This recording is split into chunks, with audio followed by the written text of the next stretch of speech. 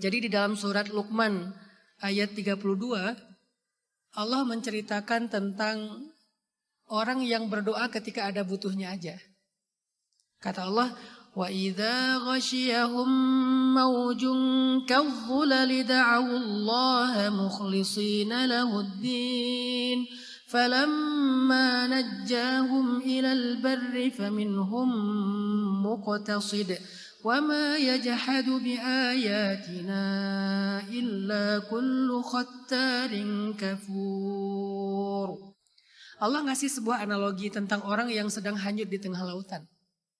Ketika orang menaiki bahtera, di tengah lautan terjadi badai, sampai maujung kadhulal, sampai ombaknya itu kayak gunung, lebih tinggi daripada kapal. Tiba-tiba dia da'awullaha mukhlishina lahuddin. Tiba-tiba dia berdoa, dia beribadah, dan tulus banget beribadah kepada Allah. Ya Allah, dia sholat, dia zikir, dia ngaji, dia doa. Kenapa? Karena dia sedang terancam dengan maujung kadhulal, badai dan ombak yang lebih besar daripada gunung.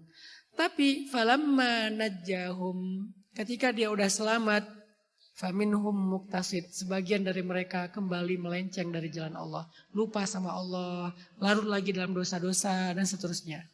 Apa yang Allah ingin sampaikan di sini? Banyak. Salah satunya adalah walaupun Allah tahu hamba ini nanti kalau selamat akan berbuat dosa lagi, tapi saat dia berdoa, Allah mengabulkan doanya. Sebaik itu Allah sama kita. Jadi jangan berkecil hati kalau kita belum mampu solehnya istiqomah banget. Minimal saat kita lagi dalam keadaan susah kita soleh. Ya udah, coba manfaatkan dulu aja momentum itu untuk soleh. Siapa tahu keterusan nanti. Siapa tahu nanti gara-gara itu jadi dawam. Kita misalnya lagi ada musibah. Tahajud selama 40 hari. Biasanya kalau udah 40 hari melakukan sesuatu, bakal dawam tuh. Jadi musibah, kesulitan hidup, bisa jadi sebuah momentum kita pulang lagi kepada Allah. Dan memang manusia kadang-kadang harus diingatkan dengan cara kayak gitu. Allah sering manggil kita, kadang-kadang Allah memanggil kita sehari 5 kali loh. Dengan suara azan. Tapi kita gak datang. Subuh dipanggil, as-salatu khairum minan naum. Langsung tarik selimut. Seolah-olah an-naum khairum minas shalah. Tidur lebih baik daripada sholat ya. Allah panggil kita, ibaratnya Allah nelpon kita, kita reject. Zuhur dipanggil lagi. Hayya 'alas shalah.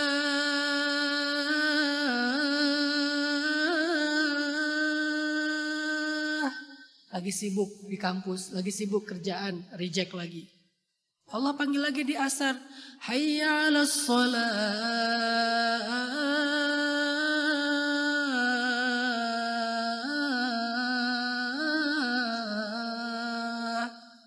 Lagi di jalan, baru pulang, reject lagi. Allah panggil lagi maghrib. Hayya 'alal falah.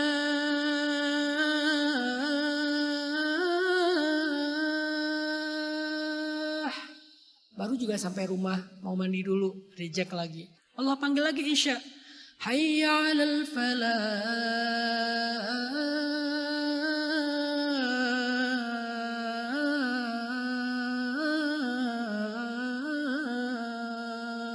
Baru mau makan malam, reject lagi. Sehari 5 kali Allah panggil kita, sehari 5 kali kita reject panggilan Allah. Dan Allah enggak marah. Saking sabarnya Allah sama kita.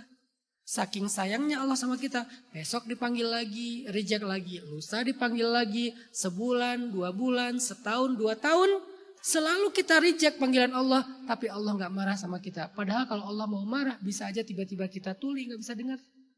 Suara azan tetap ada, tapi kita nggak mampu lagi mendengarnya. Gampang buat Allah, tapi kita masih tetap bisa mendengar. Cuman Allah terlalu kangen sama kita. Ketika kita nggak bisa datang dengan cara dipanggil azan, maka Allah memanggil kita dengan memberikan sedikit ujian. Biasanya kalau udah diuji, pulang tuh. Kapan terakhir kita tahajud? Lagi banyak masalah. Kapan terakhir kita doanya panjang? Lagi banyak masalah. Kapan terakhir kita pakai tasbih digital? Sampai error, sampai ke reset lagi tuh. Sehari sampai sekian ribu. Lagi banyak masalah. Kapan terakhir kita sholat dengan bacaan yang panjang? Biasanya setiap sholat pasti bacanya Al-Ikhlas, An-Nas, Al-Ikhlas, Al-Falak.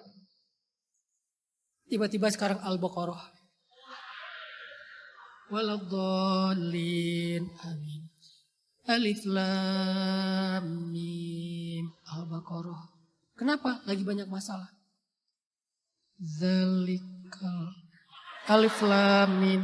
Zalikal. Alif Lam Mim. Zalikal. Qul huwallahu ahad. Balik lagi ke Qul huwallahu ahad. Mentok soalnya, hafalannya segitu-segitu aja. Jadi masalah itu kadang jadi momentum buat kita pulang kepada Allah karena Allah kangen sama kita. Nggak apa-apa. Memang manusia itu transaksional. Yang membedakan mereka adalah setelahnya. Jadi ketika terjadi, ya udah nikmatin aja sebagai sebuah momentum pulang ke Allah. Siapa tahu keterusan. Siapa tahu setelahnya dawam dan istiqomah. Nanti setelahnya kalau kita balik arah lagi, Allah tunggu lagi. Allah itu nggak pernah berputus asa nunggu kita taubat. Yang ada kita yang berputus asa dalam taubat.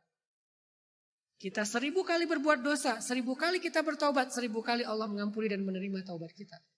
Sepanjang hidup kita berbuat dosa, sepanjang hidup berulang kali kita minta ampun dan dosa lagi, minta ampun, dosa lagi. Setiap kali kita minta ampun, setiap kali itu juga Allah tetap mengampuni dosa kita. Walaupun Allah tahu besok kita akan berbuat dosa lagi. Sebaik itu Allah sama kita. Allah tahu orang-orang yang Allah akan selamatkan di dalam lautan ini, kalau dia selamat nanti akan berbuat dosa. Tapi kalau waktu itu dia berdoa, Allah akan selamatkan dia. Maka teman-teman, jangan berputus asa dari rahmat Allah. Jangan berkecil hati dengan keterbatasan kita. Ya Allah, saya kayaknya belum pantas berdoa. Daripada saya berdoa transaksional, jangan gitu. Mintalah kepada Allah walaupun garam, kata Nabi. Mintalah kepada Allah walaupun garam. Apalagi yang lebih penting dari itu. Kurang garam aja di dalam masakan kita. Ya Allah, garam ya Allah. Seolah-olah gitu kan. Mintalah kepada Allah walaupun sekedar garam. Allah gak apa-apa dimintai. Allah gak repot kok kalau kita minta. Jangan sampai kita berpikir, udahlah gak usah banyak minta, beramal aja. Bahkan meminta itu adalah juga beramal. Karena doa itu ibadah. Semakin banyak berdoa berarti semakin banyak beribadah. Dan Nabi yang paling banyak berdoa itu namanya Nabi Ibrahim. Dan Allah memuji Ibrahim dengan kata-kata innahu la'awwah.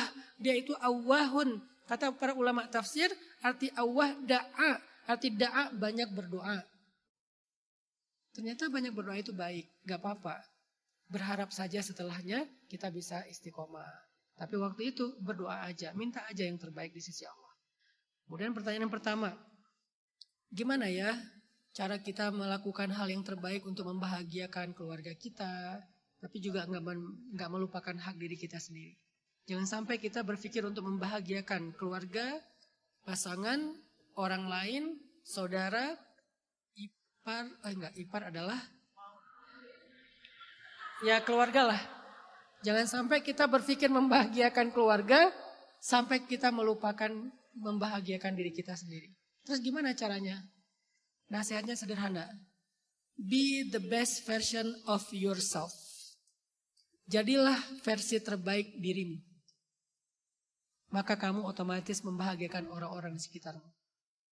Jadi kalau kita pengen membahagiakan keluarga kita, orang tua kita, atau nanti pasangan kita, anak-anak kita, jadilah versi terbaik diri kita. Upgrade value kita, belajar lebih banyak ilmu tentang life skill, belajar lebih banyak ilmu tentang bijaksana, tentang akhlak, tentang adab, tentang moral, tentang banyak hal yang baik-baik. Upgrade terus value diri kita, jadilah versi terbaik diri kita, otomatis di waktu yang sama kita sedang membahagiakan orang di sekitar kita. Dan juga membahagiakan diri kita sendiri.